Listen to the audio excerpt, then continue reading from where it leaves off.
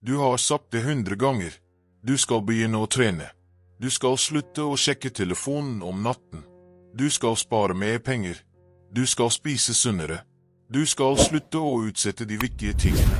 Og hver gang starter du med de beste intensjoner, og ender opp på nøyaktig samme sted som før, med en voksende følelse av at noe er fundamentalt galt med deg. At du mangler viljestyrke. At andre klarer det du ikke klarer. At du er svakere enn du burde være. Jon Elster, en av Norges skarpeste og mest originale filosofer, professor ved Columbia University i New York, har en ubehagelig, men befriende beskjed til deg. Det er ikke noe galt med deg. Det er noe galt med strategien din. Du kjemper mot din egen natur med feil våpen. Og når du først forstår hva det riktige våpenet er, det Elster kaller selvbinding, vil alt forandre seg. Selvbinding er ikke et moderne konsept. Det er ikke noe en livsstilsekspert fant opp i forrige tiår. Det er en av de eldste og mest kraftfulle ideene i menneskehetens intellektuelle historie, og Jon Elster er den filosofen som har analysert den grundigere og mer presist enn noen annen tenkere i vår tid. Ideen stammer fra den greske helten Ulysses på latin, som i Homers epos sto overfor et problem som enhver av oss kjenner igjen i sin egen hverdag. Han visste at han kom til å bli fristet til å gjøre noe han ikke burde. Han visste at sin enes sang var umotståelig. Han visste at hans fremtidige jeg, det jeg som faktisk befant seg midt i fristelsen, ikke ville ha den samme klarsynte styrken som hans nåværende jeg. Og han tok en genial beslutning. Han bandt seg til masten. Dette er selvbindingsprinsippet i sin reneste form.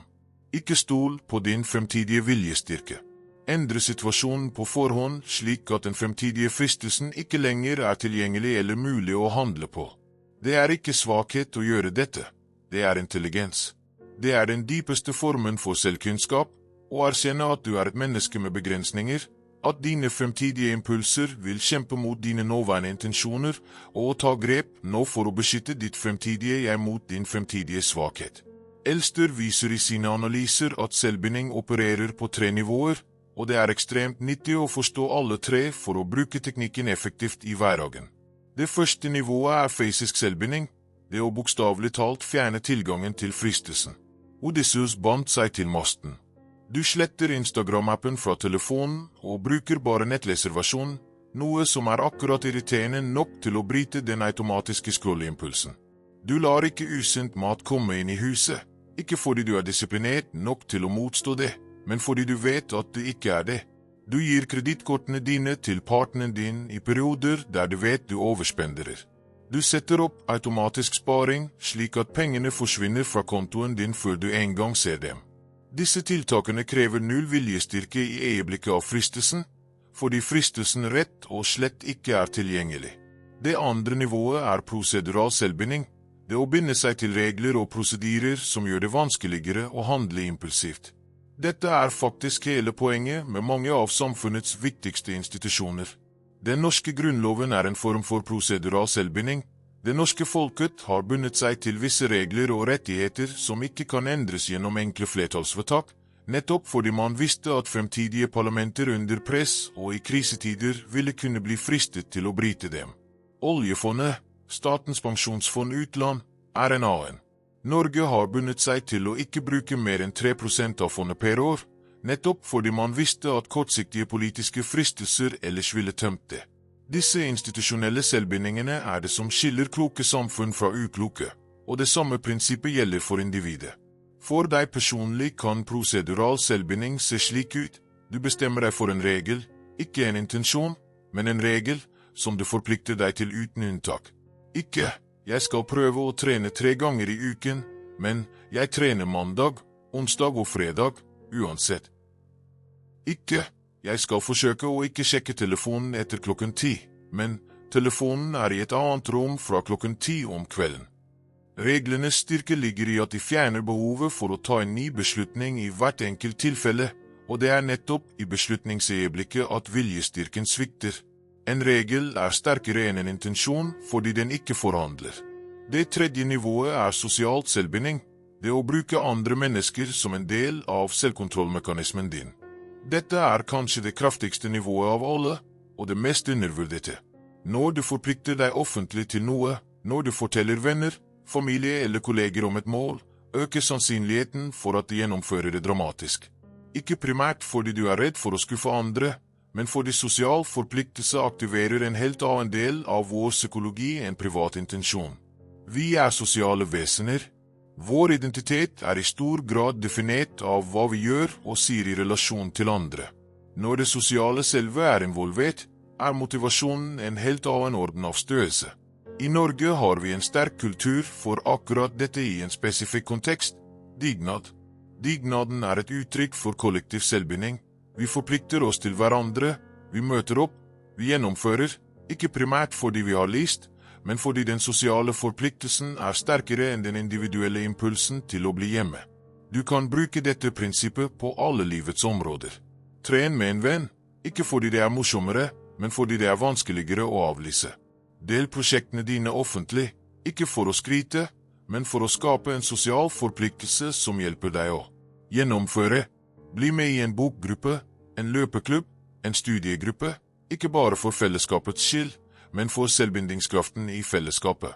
Elster er også fascinert av det han kaller pre-commitment strategies, forhåndsforpliktelsesstrategier, og han viser at de mest effektive selvbindingene er de som gjør det kostbart å bryte forpliktelsen. Dette er et viktig poeng som skiller virksom selvbinding fra tom intensjonserklæring. Hvis det ikke koster deg noe å bryte regelen du har satt for deg selv, er ikke selvbindingen sterk nok. Odysseus bandt seg til masten. Han kunne ikke bare bestemme seg for å løsne teiene selv, uansett hvor mye sienene sang. Det var en fysisk umulighet. Det optimale for deg er å finne selvbindinger der brudd er enten umulig eller svært kostbart. Et konkret eksempel fra norsk hverdagsliv. Hvis du vil spare mer penger, er den svakeste selvbindingen å bestemme deg for å spare. Den nest svakeste er å sette opp en spareavtale du kan avlyse med ett klikk. Den sterkere selvbindingen er en BSU-konto der pengene er låst til du kjøper bolig. Den enda sterkere er å inngå en avtale med en venn om at du betaler dem en sum penger du ikke har lyst til å miste, hvis du ikke når sparemålet ditt innen en bestemt dato. Jo høyere kostnad ved brudd, jo sterkere selvbinding. Det er ikke mistillit til deg selv, det er respekt for din egen menneskelige natur. Elster analyserer også det paradoksale ved selvbinding, at det å begrense sine egne fremtidige valg faktisk kan øke din frihet. Dette virker kontraintuitivt. Vi forbinder vanligvis frihet med å ha flest mulig valg tilgjengelig. Men Elster viser, og dette er en av hans mest provoserende og viktige innsikter, at for mange valg i øyeblikket av fristelse faktisk er frihetens fiende. Fordi valgene i fristelsens øyeblikk ikke er frie valg, de er valg gjort under påvirkning av impulser, følelser og kortsiktige begjær som saboterer det langsiktige selve ditt. Ekte frihet, autonomi i ordets dypeste forstand, er evnen til å handle i tråd med dine gjennomtenkte, langsiktige verdier og mål. Og selvbinding er det verktøyet som gjør dette mulig. Tenk på det slik, det nåværende selve ditt, det rasjonelle, gjennomtenkte selve som sitter her og ser på dette nå, og det fremtidige selve ditt, det selve som klokken 11 om natten er sliten, sårbar for fristelse og i ferd med å ta en beslutning du vil angre på i morgen tidlig, er ikke det samme selve. De har ulike preferanser, ulik styrke, ulik evne til å stå imot impulser. Selvbinding er det nåværende selve som beskytter det fremtidige selve. Det er den klokeste gaven du kan gi deg selv. La oss nå gå konkret til livets viktigste arenaer og se hvordan Elsters selvbindingsprinsipper kan brukes. I arbeidslivet er prokrastinering, det å utsette viktige oppgaver, et av de mest utbredte problemene. Og den vanligste strategien mot det er viljestyrke, å bestemme seg for å gjøre den viktige oppgaven. Det fungerer sjelden. Elsters selvbindingstilnærming ser annerledes ut. Du blokkerer distraherende nettsider med en app som ikke lar deg overrides uten en omstendelig prosess. Du forplikter deg til en kollega om at du vil levere et utkast innen en bestemt tid, en sosial selvbinding. Du starter arbeidsøkten med å skrive ned de 3 viktigste oppgavene og setter telefonen i et annet rom, en fysisk selvbinding.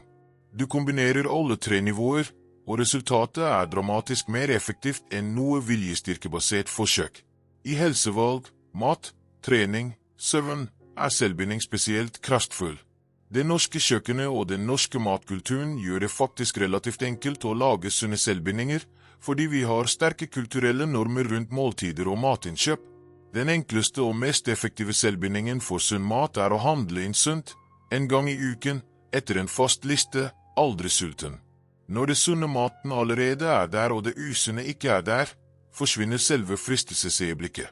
Det er ikke viljestyrke som holder deg unna sjokoladen, det er fraværet av sjokoladen.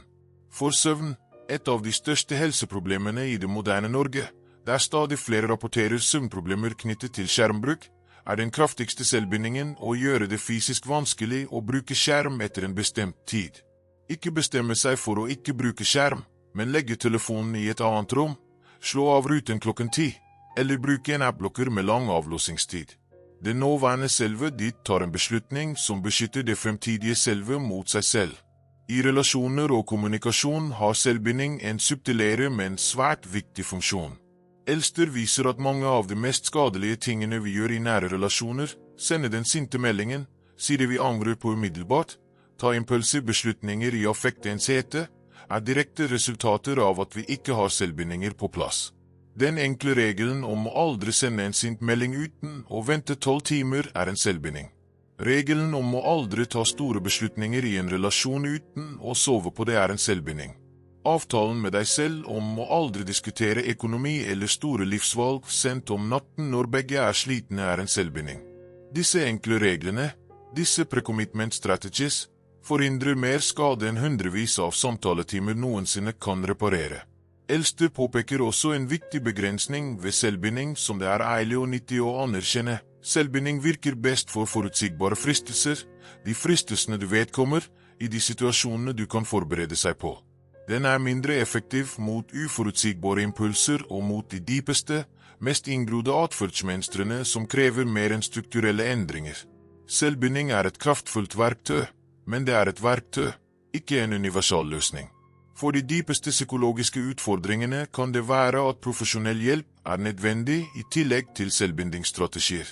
Men for de 100 hverdagssituasjonene der viljestyrke svikter og intensjoner ikke holder, der er selvbinding svaret.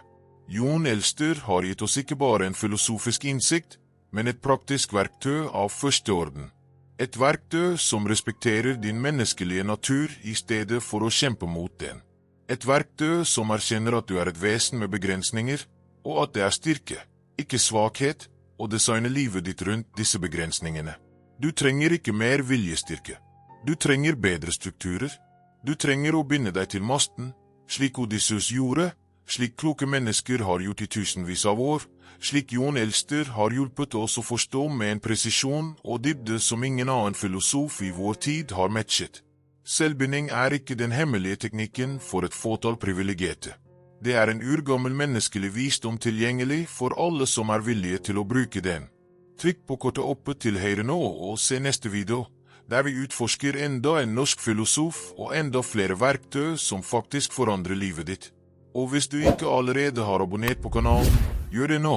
Her lager vi filosofi for vanlige mennesker, på norsk, hver uke, for deg som vil leve smartere og mer i tråd med den du egentlig vil være. Vi ses i neste video.